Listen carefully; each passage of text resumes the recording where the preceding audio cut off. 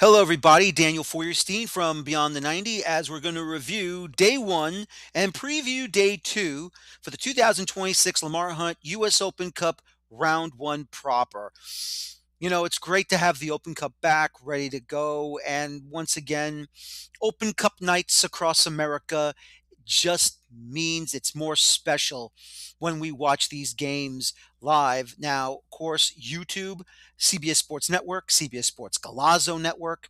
So it's just been tremendous. It's been a lot of fun. And, we had some pretty darn good games, but we had a cup set, which is the most important. Obviously, we hope to see cup sets happening.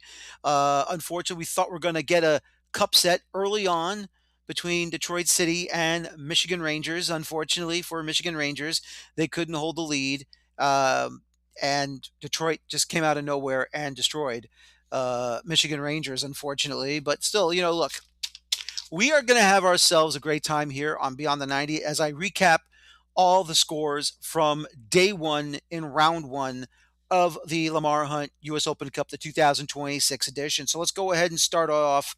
Richmond Kickers versus Northern Virginia FC. That was the first match of the tournament. First goal of the tournament is courtesy of Joshua Kirkland from Richmond. He scores in the 31st minute, and Richmond is leading by a goal to nil. Held that score line until the 89th minute, where Luca Dorado made it 2-0 for Richmond Kickers. They would win it by a final of 2-0. And unfortunately for Northern Virginia FC, it would be Huber Latona in second half stoppage time.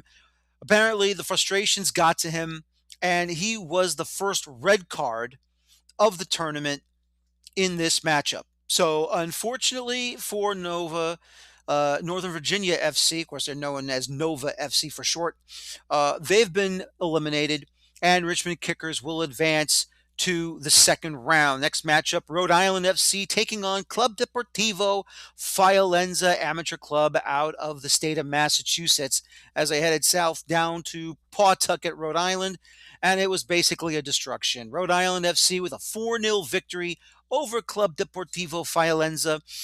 Daniel Rivera got the match winner in the 13th minute, and then it was Calvin Williams who made it 2-0 in the 27th minute. Nick Scardina, 79th minute, made 3-0, and many Rhode Island FC supporters were saying the fourth goal should have been given to Scardina as he shot it, but it did take some form of a deflection, and it did go off of a Fiolenza defender, and that was Mr. Michael Willis. It was considered an own goal in the 81st minute. So, unfortunately for Scardina, he did not get his brace. It was officially put down as an own goal by Mr. Michael Willis of Fiolenza. So Rhode Island FC does advance to the next round with a 4-0 victory. For Vermont Green hosting Portland, Maine's Hearts of Pine, the first of two, shall we say, New England matchups. Two New England matchups on this day, and it would be Vermont Green, the USL League Two champions last season, in Burlington, Vermont. It only took one goal by Vermont Green to get the victory, and that was by Daniel Ismaili as he converts in the 40th minute. And afterwards, it was all Vermont Green playing defense. They were still attacking, and Portland Hearts of Pine were trying to find that equalizer to force something big. It did not happen. And for Vermont Green, they do advance into the second round of the Open Cup. They are in Cup Set City, and it was just unbelievable what they were able to do. It was tremendous. Detroit City FC hosted Michigan Rangers. Now, of course, originally was supposed to be inside, or shall I say outside, at Keyworth Stadium because of that snowstorm or that horrible storm that was in the Detroit area, including also in Pittsburgh. And, they had to play it indoors. So it got transferred over to an indoor facility. And originally, I thought it was going to be a cup set. We had Giuseppe Barone in the 6th minute giving Michigan Rangers the 1-0 lead. And then all of a sudden, it was Preston Tabort with first of two goals, leveled it in the 22nd minute. And at the halftime, it was 1-1. And then it was all Detroit FC, Detroit City FC was all them. Four more goals. Maxi Rodriguez in the 56th minute. Alexander Delou, he got two goals in the 65th and the 81st. And then finally, Preston Tabort, he gets his second goal of the match, 86th minute. Detroit City FC advances on a 5-1 win over Michigan Rangers from the National Premier Soccer League. West Chester United, the U.S. Adult Soccer Association Cup champions, they fall to Loudoun United by a final of 1-2. Marcos Diaz got it done early in the 6th minute to make it 1-0. Elvis Amoa made it 2-0 in the 21st minute, even though Jackson Martin did pull one back in the 84th minute to maybe, give Westchester United some hope. It did not happen, and Westchester United has been eliminated, and Loudoun United advances to the second round. Colorado Springs Switchbacks of USL Championship taking on the best amateur side in the state of Colorado, Azteca FC, and it was the Switchbacks that got the victory 3-0 over Azteca FC.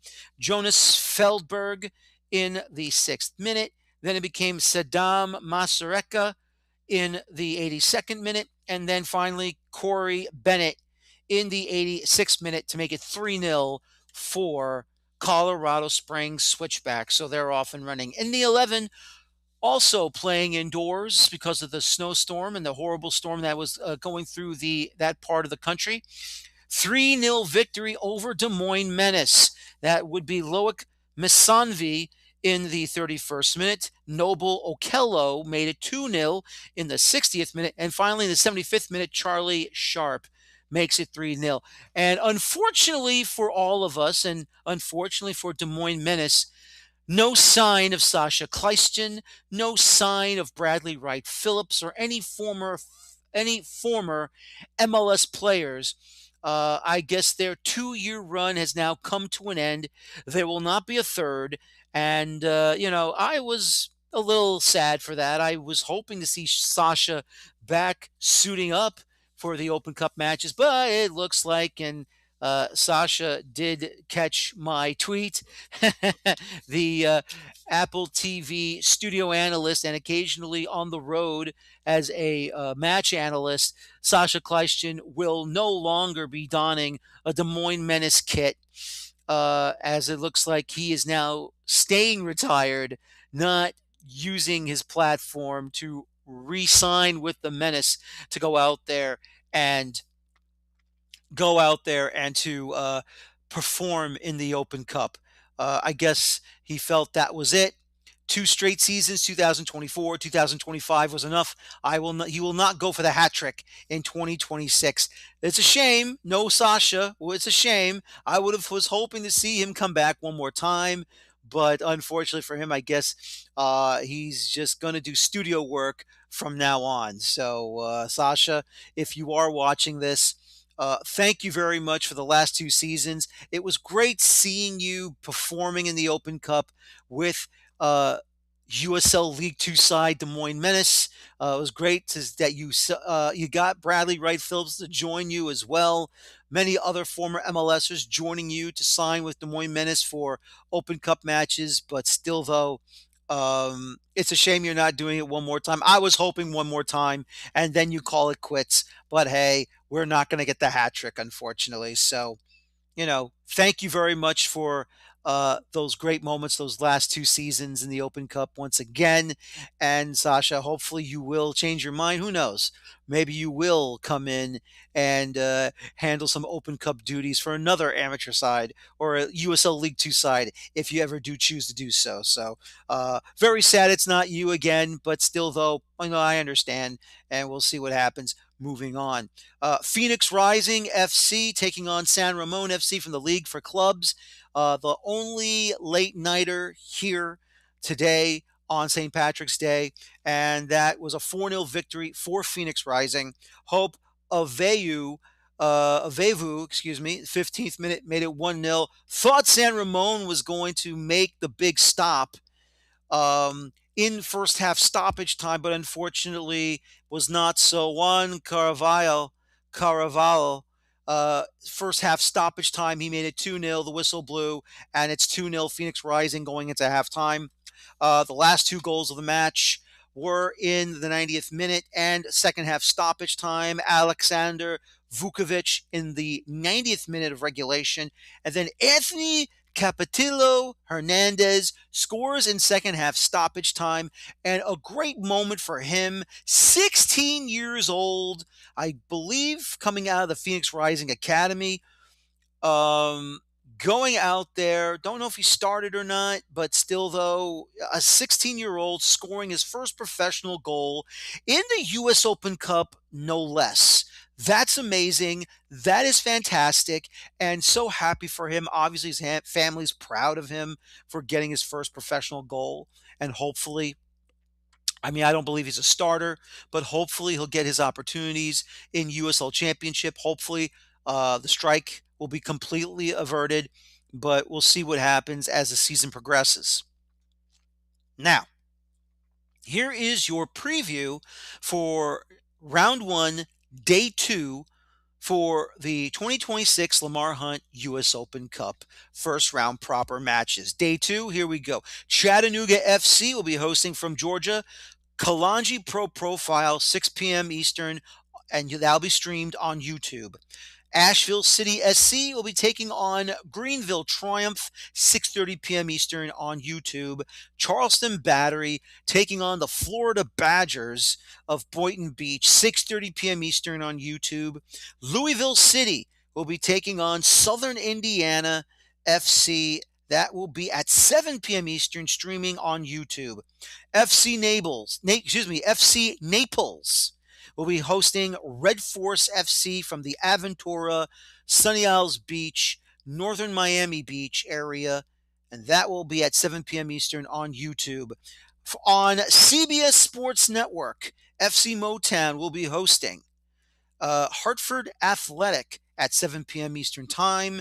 And then SC Vistula Garfield will be hosting One Knoxville SC at 7:30 p.m. Eastern on YouTube. And then at 8 o'clock Eastern, 7 o'clock Central, Bofs St. Louis will be taking on Union Omaha. That will be on CBS Sports Galazo Network. And don't forget, any matches on any CBS channel platform, CBS Sports channel platform, will also be streamed on Paramount Plus. That will be next. Little Rock Rangers will be hosting FC Tulsa, 8 p.m. Eastern, 7 p.m. Central. San Antonio FC will be hosting Cruisers FC at 8:30 p.m. Eastern. My fault there. I just screwed that up, and I apologize about that. New Mexico United, San Antonio FC will be hosting ASC New Stars at 8:30 p.m. Eastern, 7:30 p.m. Central. I'll be on YouTube now. New Mexico United will be taking on Cruisers FC, 9:30 p.m. Eastern, 7:30 p.m. Mountain, also on YouTube. And here's the revenge game. Sacramento Republic will be hosting El Farolito at 10 Eastern, 7 p.m. Pacific, also on YouTube. Of course, those two met last season in the third round. AV Alta FC will be taking on Valley 559 FC, 10:30 p.m. Eastern, 7:30 p.m. Pacific on YouTube.